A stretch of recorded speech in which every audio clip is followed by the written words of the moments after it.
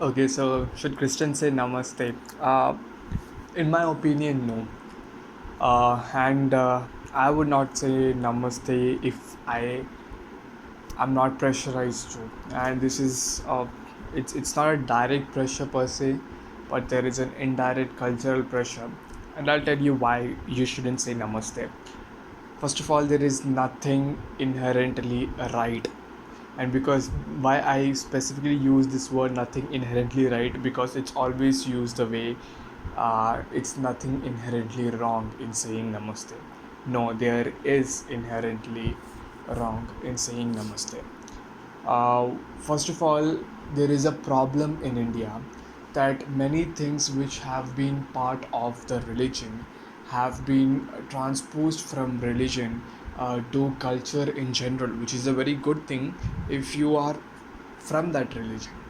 For example, if praise be to God Jesus Christ, or let's say God bless you, rather than good afternoon and good morning, which I'll talk about that later. But uh, you know, uh, good afternoon and good morning, rather than good afternoon and good morning, if God bless you would have been the greeting in America or in the entire Christian world, then it would have been good. Even if you for an atheist, even if you don't believe that much in God, still at least there is some respect in saying that word God bless you and so on and so forth. That shows how much inclined to God are we, our culture. But and if somebody says that if somebody from America goes, and this has become just like good morning, good afternoon. It has become a greeting. God bless you has become a greeting. And what person from America goes to, let's say, India, or let's say goes to, let's say, communist Russia, and there he says that God bless you, and people would ask, oh, what does God bless you mean? Now, this person is not that active Christian, right? He was saying God bless you to all the people every time, and he said God bless you there as well. That time he would be saying that, oh, God bless you means hello. And then people of a communist Russia think that, oh, God bless you means hello. But actually, God bless you means that God, the divine God, bless you. May the divine God bless you. And that's what has happened with namaste. So there is a conservative Hindu side, which I would not just say conservative. There is a scient Hindu side, which means they know the thing, what they're conscious of what they're speaking, they're conscious of what they're doing, they know the history behind it, they know the meaning behind it, and they're consciously speaking what namaste means. They're consciously doing what yoga actually means. They're consciously, they know what their religion says to this and all those things. And then there are people who don't know all these things. So those who know all these things would say namaste, and they would mean that when I say namaste, this would be namhate, which means I bow down to you. Now, as I have already told to you, that in Hindu culture, whenever you say bowing down to somebody, it perhaps mostly becomes worshipping somebody. The reason why it becomes worshipping somebody is because it's a Hindu culture where everything and anything can be worshipped, and it's not a monotheistic culture, not at all. If bowing down would have been in America or in Arabia, we could have bowed down to somebody else if that would have been the culture. Let's say if Americans are bowing down to each other, we could have a Muslim would have traveled to America and would have perhaps bowed down to them. I don't know. Or perhaps if Arabic people are bowing down to each other, we could have gone to the Arab world and we could have bowed down to each other as well. Because we know that it's a monotheistic world, which knows that there is no God but the one God, whichever the God they believe in, and therefore the expression of bowing down would definitely not mean worship. But that's not the Hindu culture. Hindu culture is you worship everything and anything. And so when you say namaste, you are bowing down, and bowing down basically means that you are worshipping. Literal meaning, many scholars say, is this: the divine in me bows down to the divine in you, or the divinity in me recognizes the divinity in you and bows down the divinity in you. Now there have been many people who I would say are afraid of, that Christians, to say that Christians perhaps should not say namaste. So what they would be saying, and these are mainly priests, because I have heard all these priests are there who want to take all these things from Hinduism and want to make sure that it is there. I don't like it. I literally don't like this way. But the way they say is this: that you go and the literal meaning of namaste, the literal word to word meaning is I bow down to you. Again, I bow down to you. Now that bowing down, though it literally means, in the context of how in Hinduism it is used, it means the divinity in me is bowing down to divinity in you. But the literal word namahate, namaste means that I bow down to you. Now we know that bowing down could be in various respects. Bowing down could be in in worship. Bowing down could be in reverence, when we bow down to the statue of Mother Mary, when we bow down to, let's say, people in, the stage, or the person in the stage is bowing down to the audience, and so on. So we bow down in various respects, right? um, and I would say, okay, fine, we bow down in various respects. So then he would say, so when all others are saying namaste, when Hindus are saying namaste, let them say the divinity in me is, praising the divinity in you. But when I would say namaste, or is greeting the divinity in you, but when I would say namaste, I would simply mean that I bow down to you in greeting or in reverence, nothing to do with divinity at all. I said, okay, fine. Okay, do one thing then. See, if you are going to create meaning in of yourself, of the word which technically what it means to be, then that doesn't work out that way. And I gave the example that, let's say, you use the word ullu, right? Ullu is basic, it means, owl. And then when you are saying to somebody ullu, which means owl, you might be thinking, oh, the literal meaning of the word is ullu, that means it's owl, right? But he would be slapping you, the other person would be slapping you, because in the Indian context of how it is usually said, ullu doesn't mean just owl. Ullu is a derogatory term for a foolish person. And so basically when you are saying ullu, you are basically saying that he's a fool. So you have to understand this. That's the thing. You cannot create your own version of your language when everybody knows that when I do a particular act, it is this thing. When I do a particular when I use a particular word, it is this thing. You cannot say, oh no, it's not this thing, it's that particular thing. So that is what I would say as namaste. And I would never like somebody to say namaste. Now, having said that, I would close on to this. You literally see that there are so many things, and I am very shocked with it. I mean, there is something inherently wrong with the Western culture and with the American culture or the European culture, perhaps even in Middle Ages. You see the greetings in, I mean, this is namaste is the common word. That is why it is so commonly used. Conservative Hindus don't just say namaste, they clearly use the word jai, and then they use the word of a god. For example, they say Jai Shri Ram, which means praise to victory to God, or praise to God Ram. They say Jai Shri Krishna, which means victory to God Krishna. And this is how they use. So whenever you wake up, they say Jai Shri Ram. Whenever you greet someone, they say Jai Shri Ram, and so on.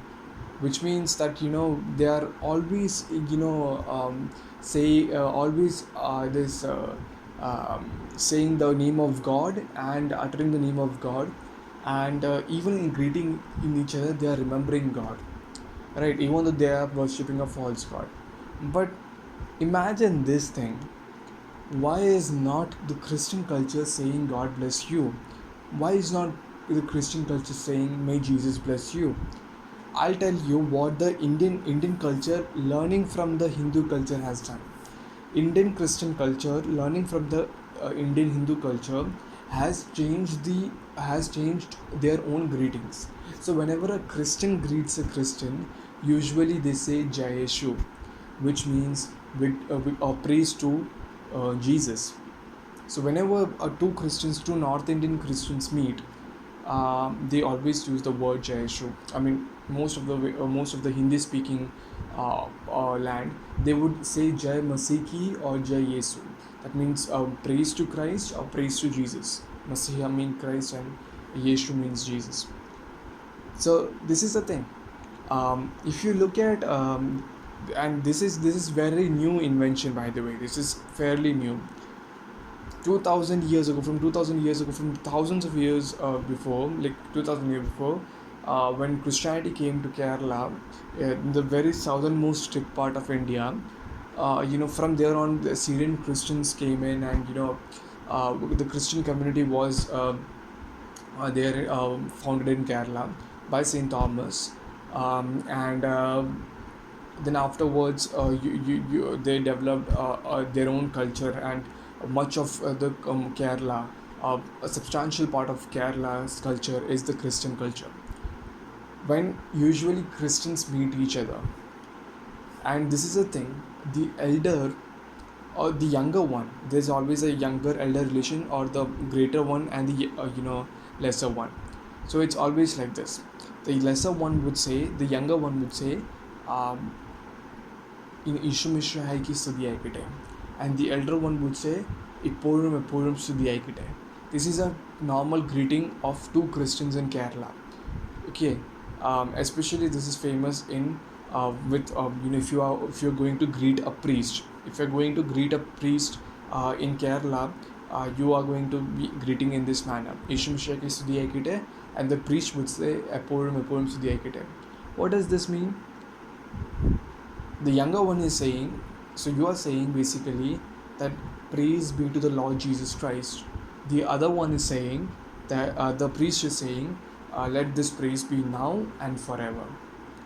This is a greeting that is said by every person to a priest, by every person to the elder person, and so on. So if I'm wishing my grandfather, I would be wishing this. Now it has slowly been declining, but with regard to priests, that is something which is still very much there. Now you have to look at this. What do we need to incorporate, and what do we need to look at our culture? And not just I'm just saying, I'm a big fan of poetry, right? If you look at any classical poetry in India, in all the various languages, I mean hundreds of languages, and even the 22 main official languages, etc., most of the poetry is about gods and goddesses, praising gods and goddesses, classical poems, famous poems, etc. You cannot have a good a taste of Hindi literature or English literature, Hindi literature, or the various literature of various other languages, if you cannot, especially poetry, if you haven't read some poems which are attributed to gods and goddesses, and Hindu gods and goddesses in general. That is how that's how it's popular in that's how it's popular in the country. uh, and not just that, songs, the classical songs of India, it's all attributed to gods and goddesses. Even the very learning of music requires that you have to be attributed to some gods and goddesses or something like that. The various chords, and there are various ways of of playing musical instruments is attributed to the name of god and goddesses. That's how ingrained the divinity is in the culture of India. Now you look at Western culture. I have read many English poems. I usually read English poems or poems, whichever version of English you use, British or US. But I have read both of them. I like English poems. I still like English poems, but I hardly see any classical poems which are which are attributed to God, which are attributed to Jesus, which is a biblical poem, which is on some biblical narrative, uh, which is praising Jesus, which is praising God the Almighty Father, which is revering Mother Mary. Nothing of that sort I have ever seen. And you can go back to the ages. There was perhaps once a time when when the Canterbury Tales etc. was written. I think so. There is some part of but that too is it's basically thanking Jesus, the creator of the world, and so on and so forth. It says at the end. Otherwise, you don't see anything that's there that's popular and that's centered around Christ. I mean, this one has to always look at it. How come that the classical literature of English, the classical English literature, is not grounded in Christianity and is not grounded in Christian faith? While and this I could very well for sure say the lifestyle, the Indian lifestyle, very much is attributed to is attributed to the Hindu faith, and that's the thing. Even if you have to wish, that becomes a problematic thing because you are it's one way or the other. It's ingrained in the culture that it has become common to worship others even when you are wishing. That's so much into the thing. Now you just don't have it in the you know Indian in the Western culture at all. And Western culture always needs to ask this question. The theologians, etc. Every one of us needs to ask this question: what happened in the Western culture? And I'm not saying just now, because I'm not talking. Of course, in today's culture, absolutely, it's not there. But even in that culture, when we talk about the medieval ages or the European culture, I mean, these things should have been traditionally being given to us, right? It should have been our tradition. It should have been something which we would have inherited from our ancestors. Where has it gone? How come good morning, good afternoon, etc. have become the greeting? Why not praise be to Jesus Christ every time you greet others? Hardly somebody uses blessings and all those things. Every time when you meet each other, you should say praise be to Lord Jesus Christ. I don't know. I mean, this we need to ask this question. Perhaps we need to retrospect. Why was not? I think so. This is the reason why the European culture has fallen, and the Christendom definitely has fallen. The European culture has fallen, and the American culture has also fallen, because the American culture was perhaps not centered on Christianity, and therefore Christendom has also fallen. American culture was not centered on Christianity, and perhaps European culture was not centered on Christianity, because it would have been centered on Christianity in every aspect. You could have seen, whether it be poetry, whether it be greeting each other, etc. Everything would have been Christian.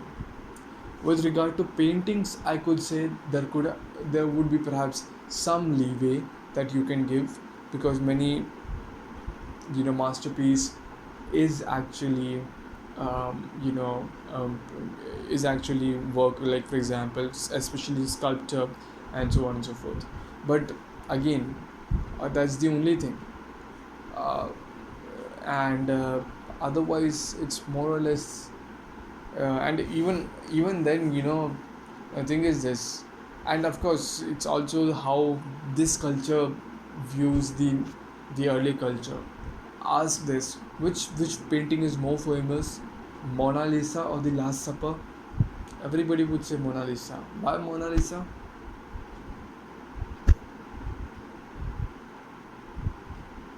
What is in Mona Lisa?